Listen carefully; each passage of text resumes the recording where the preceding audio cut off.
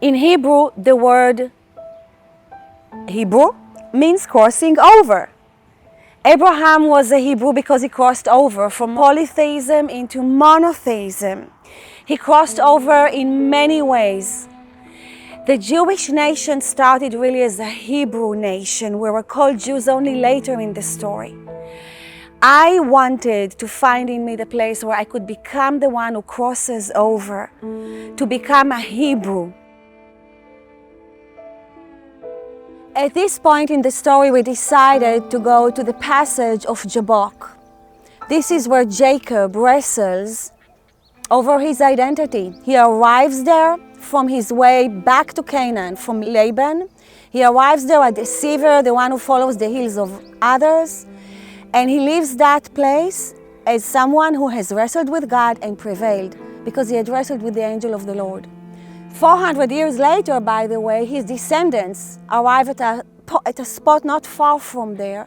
And at that point, the one he wrestled with, they already rejected and turned their backs on. But at this point, we wanted a place where I can wrestle with the identity of Naomi, of Mara, of the widow. So we arrived there, and we were each finding a little spot to pray, and I was trying to connect with what the Holy Spirit wants me to do in that place. Which part of the widow do I need to carry in this place and wrestle with it? And I couldn't find anything inside me. It was dry, it was empty. I was sitting on a stone and my head between my hands and just trying to think about the widow. I asked God to help us see him as the lover of our nation and not as the enemy.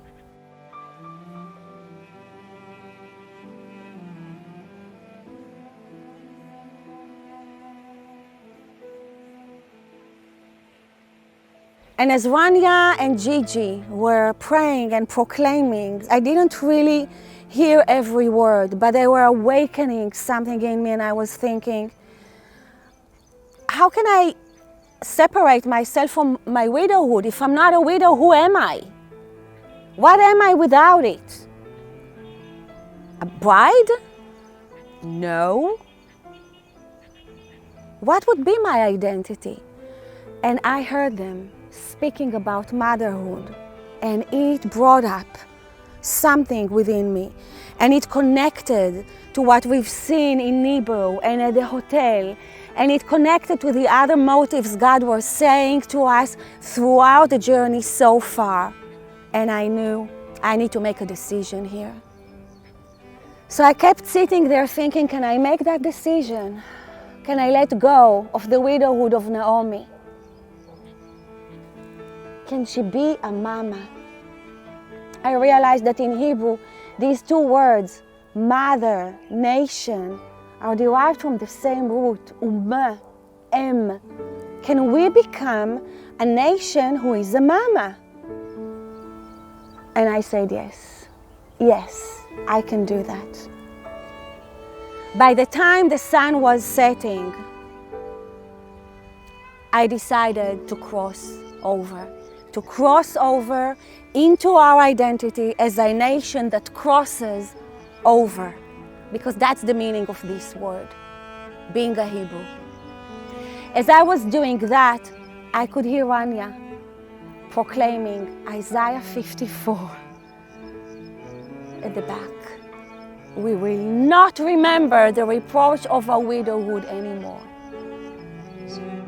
Do not fear, for your shame is no more. Do not be embarrassed, for you will not be disgraced. You will forget the inadequacy you felt in your youth, and will no longer remember the shame of your widowhood. For your Maker is your husband. His name is Yahweh, commander of angel armies. Your kinsman, Redeemer, is the Holy One of Israel. He has the title, Mighty God of all the earth.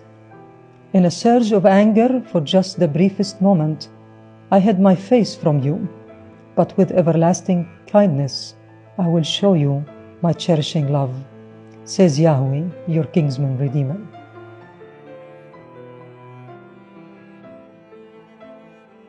This was such an important and deep moment for Orna, and Gigi heard from the Lord at that moment and began to speak.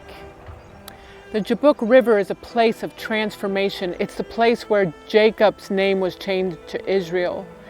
And for Orna, this is the place where she transforms and transitions out of her widowhood into her motherhood.